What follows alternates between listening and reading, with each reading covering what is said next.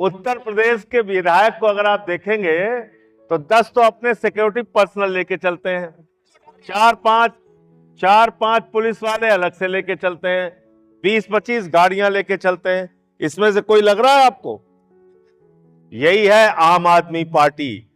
हम लोग ऐसी ही राजनीति करने के लिए आए हैं। और एक बात आपसे कहना चाहते हैं, आपको तय करना है आपके बच्चों का भविष्य क्या होगा, आपको तय करना है उत्तर प्रदेश का भविष्य क्या होगा, आपको तय करना है माताओं बहनों का भविष्य क्या होगा, नौजवानों का भविष्य क्या होगा, किसानों का भविष्य क्या होगा।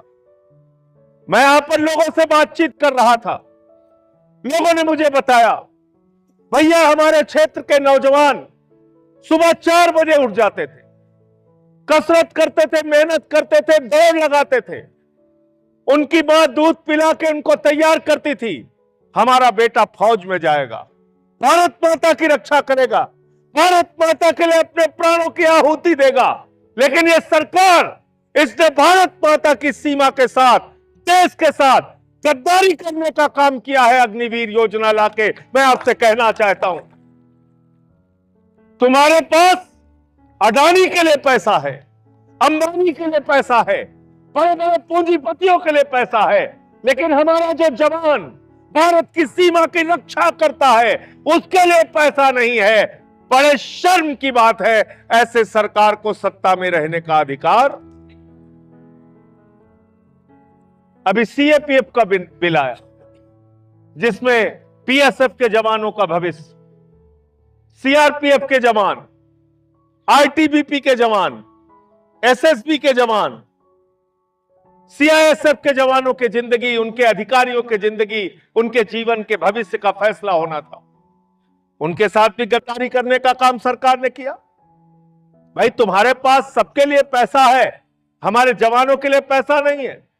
आपको जानकर शर्म आएगी, सीआरपीएफ के जो 40 जवान पुलवामा में शहीद हुए, मैंने पता किया, उनके नाम पर मोदी ने पूरे देश में घूम घूम के वोट मांगा, लेकिन आज तक सीआरपीएफ के 40 जवानों को शहीद का दर्जा नहीं दिया गया, शहीद का दर्जा नहीं दिया गया।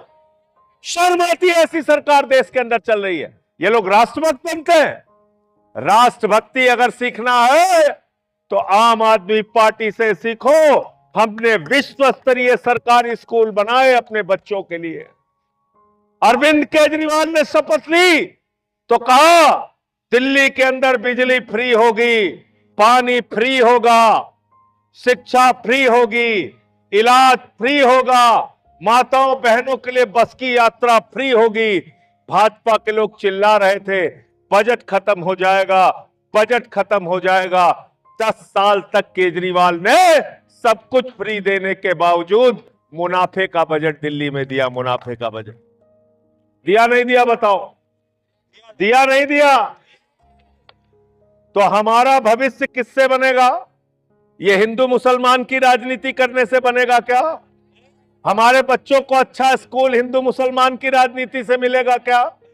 हमारे यहाँ अस्पतालों में मोमबत्ती से ऑपरेशन हो रहा है उत्तर प्रदेश में, ये ठीक हो जाएगा हिंदू मुसलमान करने से क्या?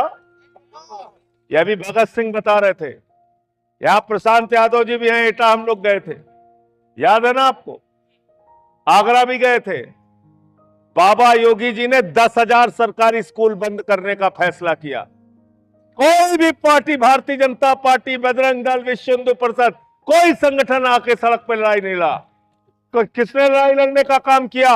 ये आम आदमी पार्टी के कार्यकर्ता गए और हमने कहा हमारे बच्चों का स्कूल बंद नहीं होना चाहिए।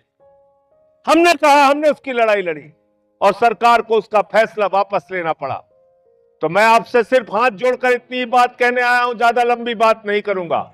अगर बच्चों के लिए स्कूल चाहिए तो आपको आम आदमी पार्टी चाहिए, अगर अच्छे अस्पताल चाहिए तो आपको आम आदमी पार्टी चाहिए, अगर बिजली फ्री चाहिए तो आपको आम आदमी पार्टी चाहिए, अगर पानी फ्री चाहिए तो आपको आम आदमी पार्टी चाहिए, और अगर आपको अमन चैन की जिंदगी चाहिए तो आम आदमी पार्टी आपको चाहिए। सबका साथ और सबका विकास खाली नारा नहीं है, सबका साथ और सबका विकास तब होगा जब आप सबके लिए काम करेंगे और हिंदुस्तान के लिए सोचेंगे।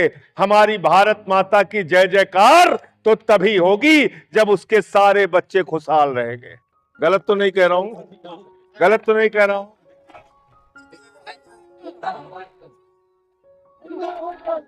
और ये जाति धर्म के राजनीति करने से कोई फायदा नहीं हमारा।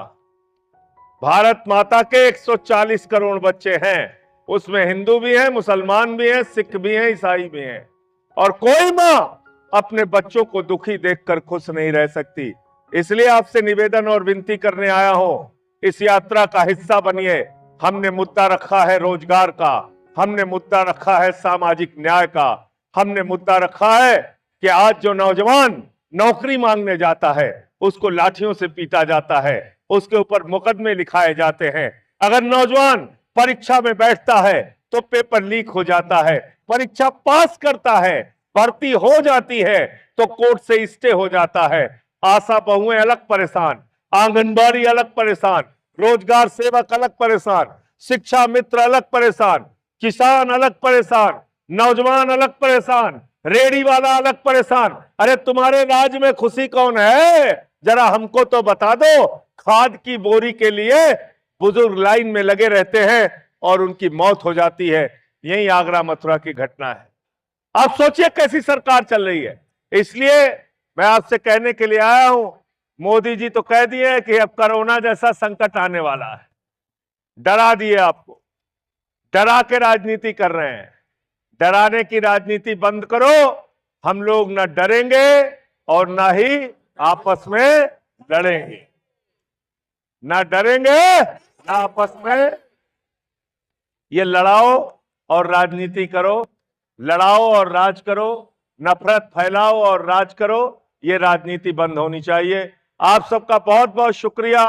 भगवान कृष्ण की धरती पर, मथुरा की धरती पर आपने इतना भव्य स्वागत किया। मैं सर झुका के आपके जज्बे को नमन करता हूं। भगवान कृष्ण के जीवन से क्या संदेश मिलता है हमको? भगवान कृष्ण के जीवन से क्या संदेश मिलता है? एक ही संदेश मिलता है। जब कौरवों ने पांडवों से कहा सुई के नोक के बराबर भी जमीन नहीं देंगे, तो भगवान श्री कृष्ण ने कहा अब युद्ध के अलावा कोई दूसरा रास्ता, युद्ध के अलावा कोई दूसरा रास्ता। अगर आप महसूस कर रहे हैं कि ये सरकारें हमारे ऊपर अन्याय कर रही हैं, तो आइए मिलकर एक साथ लड़ते हैं और इनको चुनाव में हराते हैं। ये काम हमको करना होगा। बहुत बहुत